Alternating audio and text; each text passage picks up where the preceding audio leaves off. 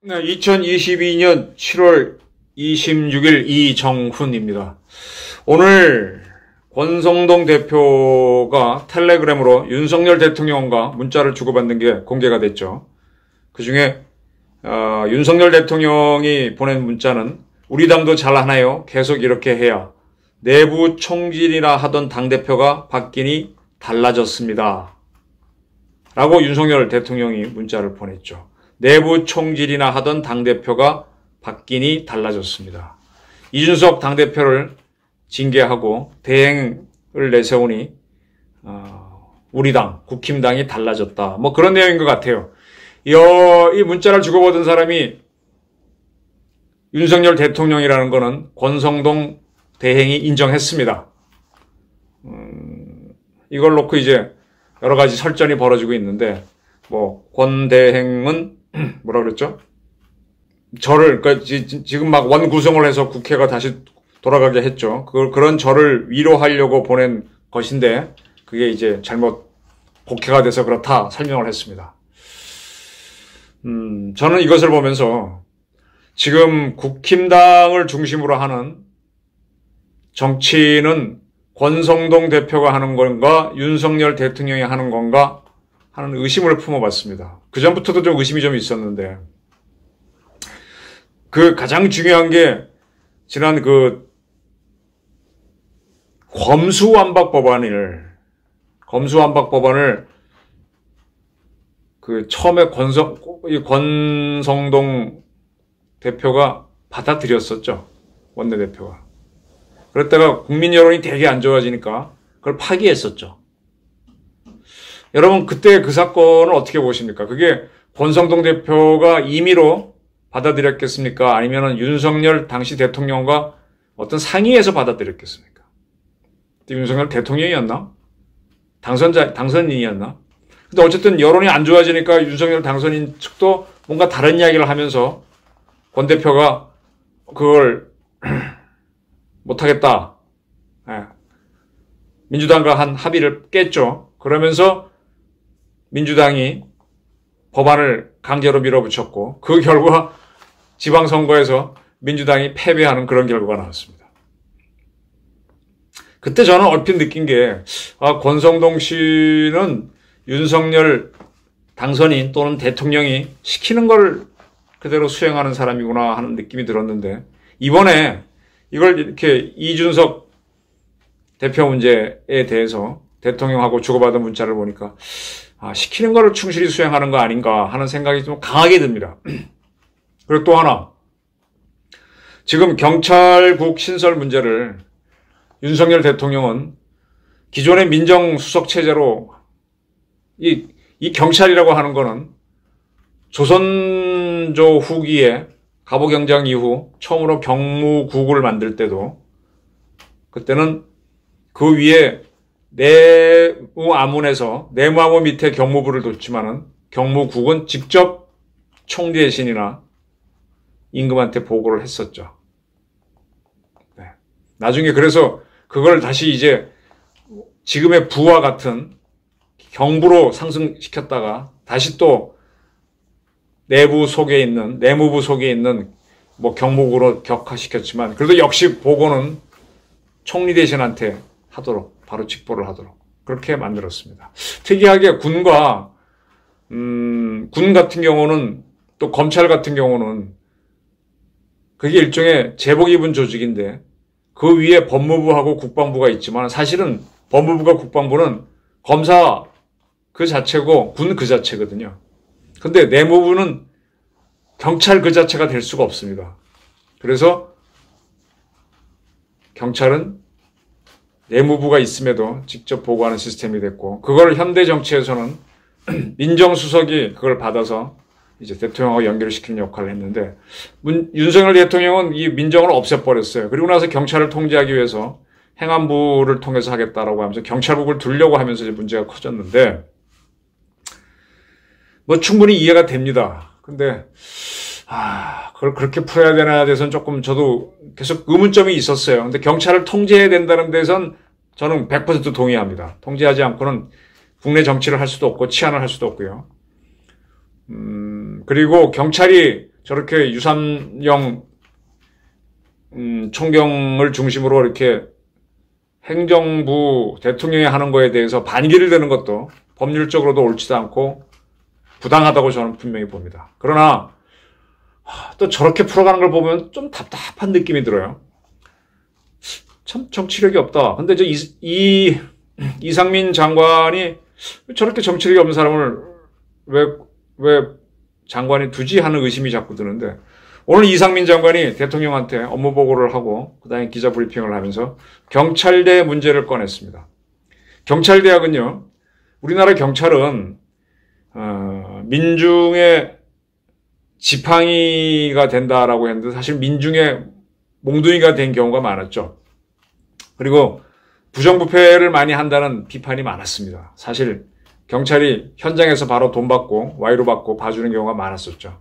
그래서 경찰을 깨끗이 만들겠다라고 하면서 전두환 정부가 들어서면서부터 바로 경찰의 엘리트화를 위해서 경찰대학을 만들었어요. 사관학교식 경찰학교를 만든 거죠. 그래서 전액 국비 졸업하면은 100% 경위로 인관. 그렇게 해서 지금 그 일기들이 저랑 입학 동기 81학번들인데 37년이 지난 거죠. 그래서 지금 경대 1기를 거쳐서 지금 이제 7기가 경찰청장이 되는 시간이 흘렀습니다. 그래서 경찰대가 처음에 이제 뽑을 때부터 성적이 굉장히 높아서 그 입학 점수가 거의 서울대 다음 연고대를 능가했었죠. 그래서 굉장히 좋은 자원들이 간다. 육사보다 성적이 좋다. 근데 그것이 그때 일회성이 아니라 지금까지 계속 유지가 되면서 이 경대 출신들이 경찰의 고위직을 거의 독식을 하고 있죠. 더러 이제 고시를 한 사람이 들어가서 조현우 씨처럼 청장을 한 경우도 있었고 강일학 씨도 있었지만은 점점 더 경찰 출신들이 또 사시도 붙고 행시도 붙고 외시도 붙고 제가 아는 사람들도 여러 명 고시 붙어갖고 경찰대학 출신들이 그러고 있습니다. 그러니까 스스로 인재를 만들다 보니까 경찰대학 출신들이 경찰의 요직을 독점합니다. 이 검사는 다 수사 끝난 걸 가지고 어떤 죄를 줄 것인가 기소하는 게 주 임무고, 가끔 경우는 수사를 지휘하긴 하지만 주 업무가 기소잖아요. 그래서 현장 수사 능력이 딸리는데 경찰대학 나온 간부들은 직접 수사를 할 수 있으니까 굉장히 파워풀하죠. 그리고 적군을 상대로 힘을 쓰는 군과 달리 우리 국민을 상대로 힘을 써버리니까 굉장히 경찰은 힘이 셉니다. 그래서 경찰대학이 점점 강해지는 것에 대해서 많은 우려가 있었습니다. 저는 경찰대학하고 각 군에 있는 사관학교를 그대로 유지하는 거가 어떠냐에 대해서 사실 저 혼자 생각을 많이 했습니다. 우선 제 결론부터 말씀드릴게요. 미국 같은 경우에 미국도 국가를 키우는 단계에 있어서 군이 가장 중요할 때 웨스트 포인트, 애니아폴리스 등에 이렇게 이제 지역에다가 사관학교를 만들었죠. 그래서 육사, 그다음에 해사, 그다음에 이제 추가로 이제 제2사관학교 같은 거 여러 개 만들고 또 하다못해 해안경비대 사관학교까지 쭉 만들어서 사관학교 시스템으로 강화를 해왔는데, 그러다 보니까 사관학교 출신들이 군을 전부 다 이끄는 거에 대한 문제점이 커지니까 그다음부터는 이제 ROTC들을 굉장히 키웠습니다. ROTC들을 키우니까 오히려 ROTC 출신들은 일반 대학을 나와놓으니까 일반 대학 나온 사람들하고 유대가 있어가지고 그래서 사회를 더 움직이는데 좋다. 그래서 요즘은 ROTC들이 이제 굉장히 육군이나 해군에서 수뇌부를 차지하는 경우가 많아졌죠. 그러면서 미국의 사관학교는 그냥 국립대학, 군사 국립대학으로 존재만 시키고 있는 걸로 알고 있습니다. 네. 지금 우리도 육군 같은 경우 문재인 정권, 노무현 정권 이쪽에서는 육사 출신들이 득세하는 거를 그 문제가 있다고 해서 비육사를 많이 키웠습니다. 근데 문제점은 비육사들이 실력이 딸리죠. 육사에 비해서. 그래서 보수 정권이 들어서면 다시 육사를 키우고, 그건 윤석열 정부도 마찬가지예요. 엎치락뒤치락하고 오고 있습니다. 근데 육사 출신들이 졸업하고 전원 100% 소위로 인감하고, 소위 1년, 중위 2년, 그 다음 바로 대위되거든요. 대위까지 100% 무조건 7년간은 의무복무하게 돼 있으니까 뭐 대위는 100%다 되는 건데. 그렇게 직업 보장하는 거는 문제가 없고, 근데 이제 경찰대학 나온 사람들은 군에서 소위 중위 대위에 해당되는 게 경찰에서는 그냥 한 덩어리로 경위라고 보시면 됩니다. 소위 중위 과정이 없고 경위를 보통 대위로 볼 수 있는데, 그래서 그 전에 경찰대학 나온 사람들도 담은 짧은 기간이라도 순경 6개월, 그 다음에 경장 몇 개월, 경사 몇 개월, 그 다음에 이제 경위 이렇게 하자. 이렇게 순경, 경장, 경사를 한 2년간 한 다음에 3년 차에 경위를 대게 해주자. 이런 주장들이 많았어요. 경찰대학 안에서도 나왔었습니다. 그래서 처음에 순경으로서 방망이 차고 막 치안한다고 뛰어다녀보고, 조금 더 올라가서 이제 경장으로 해보고, 그 다음에 부업 파출소장되는 경사로서 한번 해보고, 그 다음에 이제 경위가 돼야 좋다. 그런 의견들이 많았거든요. 근데 그걸 아직 못하고 있죠. 자, 다시 이제 군 얘기로 돌아가겠습니다. 저는 우리 군이 크는 데 있어서 사관학교 출신들을 우리 군의 엘리트로 키우는 것에 대해서 저는 굉장히 회의적입니다. 대한민국이나 미국도 마찬가지고 국가가 클 때는 국가 엘리트가 필요하니까 국비로 특정 학교를 특정 직업군으로 키우는 게 필요해요. 근데 이제 충분히 엘리트가 많아져가지고 그럴 필요 없고 군이나 경찰도 좋은 직업이 되면은 여러 대학에서 다양한 사람들이 들어와서 경쟁하는 게 좋거든요. 그래서 미국은 이제 ROTC라든지 뭐 OCS, 학사, 장교 뭐 이런 여러 가지 방법으로 이제 다양한 방법으로 리크루팅을 해갖고 경쟁을 시키고, 뭐 미국에 웨스트포인트 나왔다고 해서 특별히 뭐 성적이 좋으면 하겠지만 그렇지 않으면 똑같이 대우해버리거든요. 그러니까 미국이 육군이 오히려 더 다양성이 있다 이런 평가들이 나옵니다. 똑같이 저는 우리 군도 이제 육사, 해사, 공사는 그대로 유지한다면 국가가 학비를 지원하는 군사 대학으로 둬버리고 거기를 특혜를 주지 말고요.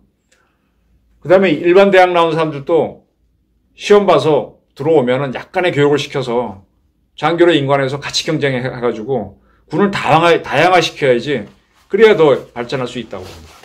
자, 경찰대학 문제는 지금 우리는 경찰대학이 있지만 그 후에 동국대학교에서 경찰행정학과를 만든 이후로 여러 대학에서 경찰행정학과를 만들어 놓고 있습니다.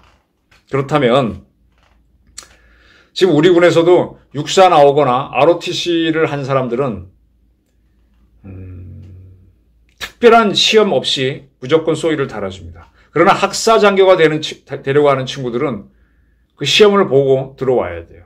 저는 학사 장교처럼 육사 졸업자도 ROTC 훈련을 받은 사람도 또는 다른 사람들도 똑같이 대학을 졸업하게 되면 어떤 시험을 거쳐서 육사 출신도 자격이 안 되면 승격이 안 되면 탈락시키라 이거예요. ROTC도 마찬가지고. 그렇게 해서 인관을 시킨 다음에 같이 섞어서 교육시켜가지고 그래야만 우리 패거리가 적어지고 패거리가 덜 만들어지거든요. 똑같이 경찰대학 사람들도 각 경찰행정학과 나온 사람들하고 또 일반 학과 나온 사람들도 도전해갖고 같이 경쟁해서 경위로 인관하거나 아니면 순경부터 짧게 해서 지금 경찰에 입직하는 제도가 순경 가는 게 있고 경사로 가는 것도 있고 경장으로 가는 것도 있고 뭐 이렇게 그 다음에 또 제일 높은 거는 경감으로 들어가는 것도 있잖아요. 고시한 사람들은 또 경위도 아니고 경감을 주잖아요. 근데 이제 경찰대학이 세다 그래서 경찰대학 졸업자들만 경위로 인관하는 게 문제다라고 이제 이상민 장관이 보고를 하고 그러는데 글쎄 그건 경찰대학에 포커스를 맞추지 말고 이제 경찰행정학과나 경찰대학 나온 사람 똑같이 다 시험 봐서 뽑아버리고 그 다음 뭐 자유롭게 경쟁을 시키는 거죠. 그렇게도 불구하고 경찰대학이 너무 성적이 좋아서 그쪽이 독식을 한다 그러면은 지금 육군에서 한때 했던 게 각각 진급을 할 때 여기에는 ROTC만 진급한다. ROTC는 몇 %로 보장한다. 이렇게 하다 보니까 육사 출신들이 성적이 좋은데도 자기네가 할당된 5자리만 놓고 경쟁하고 6번째 자리도 자기네가 갈 수 있어요. 실력으로. 근데 그건 ROTC라든지 또 OCS 간다든지 이렇게 해서 이 룸을 열어주는 거죠. 육사 독식을 막는 시스템이 한때 하기도 했는데 뭐 그렇게라도 해서 경찰대학을 좀 줄여간다든지 뭐 이럴 필요가 있을 것 같습니다. 근데 이제 이상민 장관이 쭉 대통령한테 보고를 하고 나와서 기자 브리핑한 걸 쭉 보게 되면 경찰대학이 경찰에 무조건 취직이 되고 고위직의 다수를 점하는 거는 문제다 이렇게 얘기하는 걸 보면서 뭐 맞는 말이에요. 맞는 말인데 그 이후의 방법 풀어가는 거에 대해서는 이게 없거든요. 그리고 경찰 간부들이 집단 행동에 대한 한 거에 대한 비판 얘기한 것도 뭐 그 정도고 어제 시간에 제가 이 문제를 풀기 위해서는 치안정책관을 경찰국으로 돌리는 문제, 경찰국을 치안정책관으로 바꾸는 방법도 여러 가지가 있어요. 그런 대안들을 제시했었는데, 제가 간단히 솔직히 말씀드릴게요. 이상민 장관은 윤석열 대통령이 시키는 대로 하는구나. 권성동 대표도 윤석열 대통령이 시키는 대로 하는구나. 윤석열 대통령은 지난번 권영세 통일부 장관한테 보고받고 지시한 것도 보게 되면 자기 생각만 그대로 전달하고 이종섭 국방부 장관에 대해서도 역시 그렇고. 근데 그런 것들이 이렇게 일맥상통하게 연결되지가 않는다 그랬거든요. 굉장히 대북 정책이 나이브하다. 그리고 검사를 시스템 보는 걸로 경찰을 보려고 하는 이 문제도 있다. 그러니까 윤석열 대통령이 안보관도 정치하지 않고 검경 관계도 상당히 정치하지 않다라는 느낌이 좀 듭니다. 그럼에도 불구하고 그거를 계속 장관들한테 주입해서 발표하게 하고 그 사람들은 그것만 시행하는 모습을 보인다라는 겁니다. 저는 윤석열 대통령이 지지율이 떨어지고 하는 문제가 바로 여기에 있다고 봅니다. 대통령이 지금 미국 대통령은 사실 통수권만 행사하죠. 경제 이런 문제는 연방 무슨 준비위원회인가요? 그쪽에서 다 하고 법무부는 고위의 기소는 법무부가 독자적으로 하고 대통령은 사실 통수권만 행사하는 거잖아요. 근데 우리나라 대통령은 다 해요. 지금 윤석열 대통령이 뭐 천재가 아닌데 각부 장관 보고를 받으면서 다 지시를 하고 있습니다. 근데 이 지시가 아까 제가 통일부 장관, 국방부 장관한테 한 게 일치되지가 않는다. 행안부 장관 하고 이렇게 하는 것도 보게 되면 경찰을 정확하게 알고 있지 않는다라는 모습 보이고 한동훈 장관하고 얘기하는 거는 서로 의견이 잘 통하는 것 같아요. 서로가 잘 아니까. 근데 대통령이 모든 분야를 다 잘할 수 없는데 지금 장관들 보고를 받으면서 뭔가 지시를 합니다. 그러면 장관들은 그거를 그대로 시연하게 되죠. 근데 대통령 지시가 그러면 퍼펙트하게 좋으냐? 그건 아니잖아요. 그러면 우리나라 대통령은 제왕적 대통령이라서 통수권 외에도 뭐 경제도 모두 다 할 수 있습니다.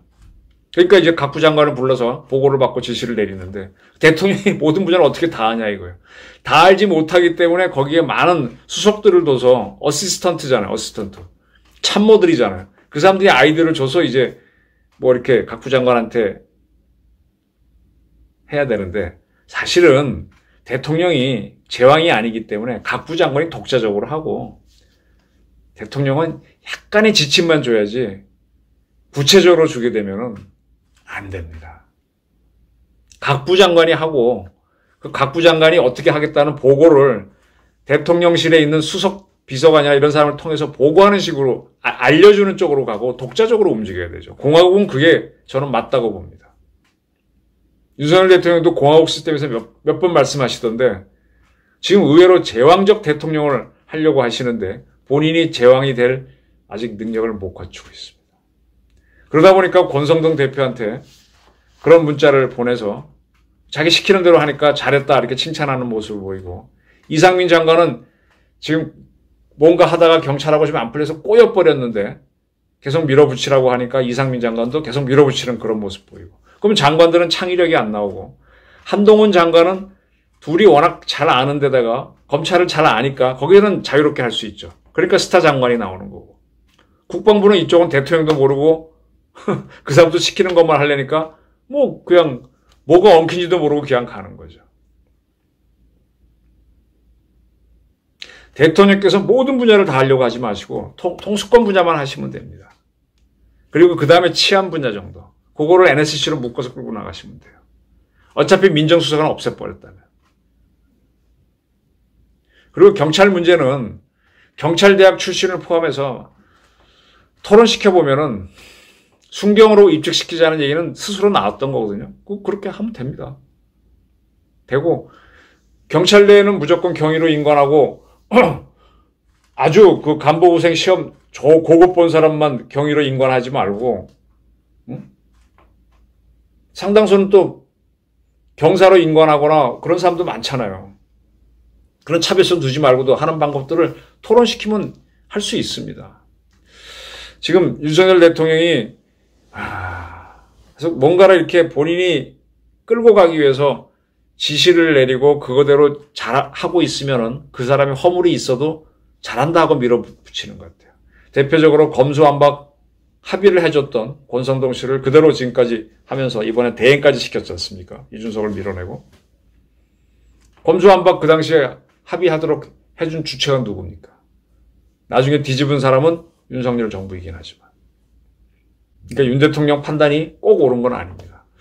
그래서 지금 윤석열 대통령 지지율이 떨어지게 되면은 대한민국 보수가 지금 휘청할 수가 있는데 지금 많은 보수들이 원하는 거는 지금 우리 사이 적폐가 민주당이 만들어온 친북 시스템, 용공 시스템 이걸 깨달라는 거잖아요.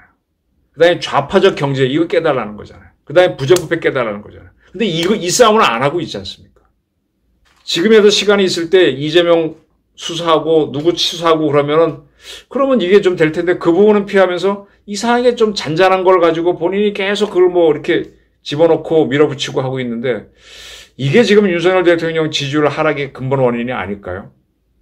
지금 권성동 씨가 계속 힘을 쓰는 거는 윤석열 대통령이 원하는 거를 그대로 하고 있기 때문이고 근데 권성동 씨는 하면 할수록 지금 계속 모순에 빠지고 있습니다. 그럼 그 다음엔 또 누구를 내세워서 할 건가요? 대통령께서는 이 국내 문제를 할 때 많은 부분은 직접 그들이 하게 하시고 그들이 못하면 그분들을 잘라버리세요. 시키는 걸만 잘하느냐 못하느냐 평가하지 말고. 맡겨줘야지. 맡겨주는 게 어떻게 보면 한동훈 씨 하나밖에 없는 것처럼 지금 보이거든요. 이게 조직 생활을 오래 하다 보면은 조직에 익숙한 사람들은 시키는 것만 잘하게 되는 게 됩니다. 시키는 것도 못하는 사람들이 많아서 문제지. 시키는 건 제대로 하면 좋긴 좋은데 시키는 사람은 그러면 탁월하냐 이거예요. 근데 그분도 많은 걸 듣고 해야 되는데 경찰 문제라든지 이런 거 보게 되면 윤석열 대통령도 경찰을 보는데 한계를 드러내고 있고 안보 문제는 더 한계를 드러내고 있습니다. 그러려면 그 자기 참모들로부터 도움을 받든지 참모들도 얘기도 안 해. 그래서 저는 지금 필요한 거는 대통령의 공부가 필요하다. 옛날 군주도 경연이라 그래서 당대의 최고 학자들이 계속 이렇게 공부를 시켜드렸습니다. 전두환 대통령도 그런 식으로 계속 개인 교습을 받고 그걸 통치행위에 반영을 했었죠. 윤 대통령은 그런 거는 별로 안 보이는 것 같아요. 그래서 자기 생각을 대통령 취임식 때 밝힌 거를 툭툭툭 집어넣는 것 같은데 큰 틀에서는 그게 맞지만 미세하게 들어가게 되면 또 문제가 많이 드러나고 있거든요. 검수완박 법안을 받아들였다가 뒤집고 또 이준석을 치고 이러는 거. 이준석을 치게 되면 뭐 그 친구가 좋아서 그러는 게 아니라 젊은 사람을 끌고 가. 정치라는 건 융합인데 다 쳐내고 나서 누구랑 할 겁니까? 특히 젊은 층의 지지 없이 어떻게 할 겁니까? 그래서 좀 답답합니다. 그래서 오늘의 제목은 권성동의 정치? No. 윤석열의 정치? 잘하는가? 어쩌면 모든 문제점은 윤석열 대통령 본인한테 있는지도 모른다. 이 말씀을 드리고 싶었습니다. 경청해 주셔서 감사합니다.